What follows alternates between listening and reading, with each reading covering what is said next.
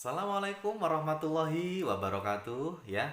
Kita akan belajar lagi ya anak-anak. Untuk anak-anak kelas 4 kali ini kita akan membahas ya, membahas soal-soal yang sering keluar ya, yang sering diujikan terkait dengan materi bunyi ya. Ini sebagai materi tema 1 subtema 2 di kelas 4 ya. Oke, langsung saja kita akan simak kupasan ataupun pembahasan terkait dengan soal-soal yang terkait dengan bunyi. Ya, kita akan membahas soal terkait dengan bunyi ya. Yang pertama ya, soal yang sering keluar ya. Apa fungsi bagian telinga saluran Eustachius ya? Jadi Eustachius ini berfungsi untuk menyeimbangkan tekanan udara di luar dan di dalam telinga. Yang kedua, mengeluarkan cairan dari bagian telinga tengah. Dan yang ketiga, menghubungkan rongga mulut dan hidung dengan telinga tengah. Inilah fungsi dari saluran Eustachius. Berikutnya ya, bagaimana cara merawat telinga ya? Oke, kita dapat merawat telinga dengan cara tidak mendengarkan suara yang terlalu keras. Dengan cara jika ada sedikit gangguan, ada masalah, kita bisa memeriksakan ke dokter. Kita bisa membersihkan telinga dengan benda-benda yang lunak seperti cotton bud ya. Dan juga kita tidak boleh memasukkan benda yang sifatnya keras dan juga tajam ke dalam telinga ya. Jadi benda yang sifatnya keras ataupun tajam jika dimasukkan telinga ditakutkan nanti akan merusak gendang telinga. Seperti itu ya.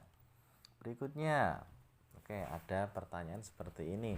Koklea atau rumah siput berfungsi untuk apa ya? Oke, pada dasarnya koklea tersebut akan mengubah getaran menjadi impuls yang akan diteruskan ke otak ya. Seperti itu, mudah ya. Berikutnya, oke, ada pertanyaan seperti ini.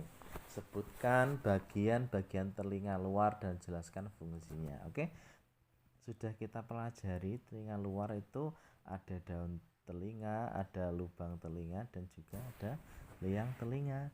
Jadi untuk daun telinga itu fungsinya untuk mengumpulkan dan menyalurkan bunyi yang diperoleh dari luar ya, dan melalui liang telinga ya.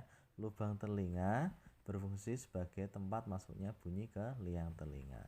Dan untuk berikutnya, liang telinga berfungsi untuk meneruskan bunyi ke gendang telinga. Mudah bukan?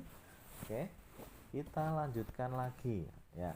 Mengapa tidak diperbolehkan membersihkan telinga dengan benda-benda yang keras? Oke ya, benda-benda yang keras itu tidak boleh digunakan karena dikhawatirkan dapat merusak organ telinga, seperti jika mengenai gendang telinga ya.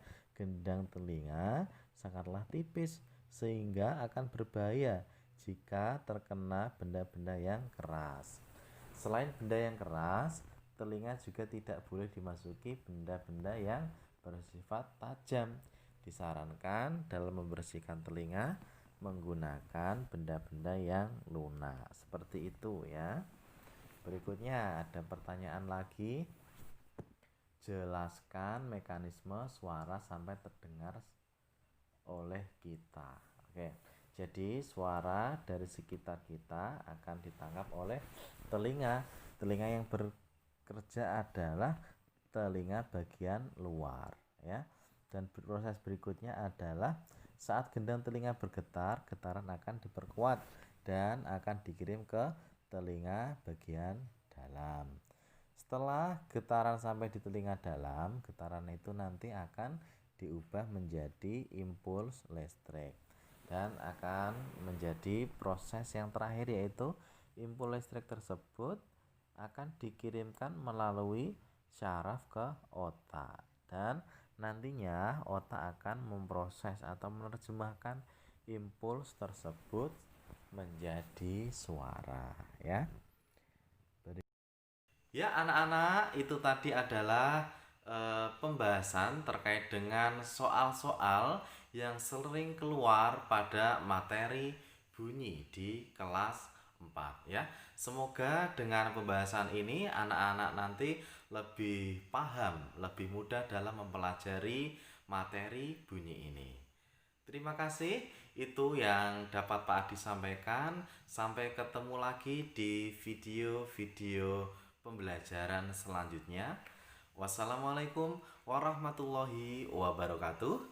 Belajar bersama Pak Adi menjadi lebih mudah.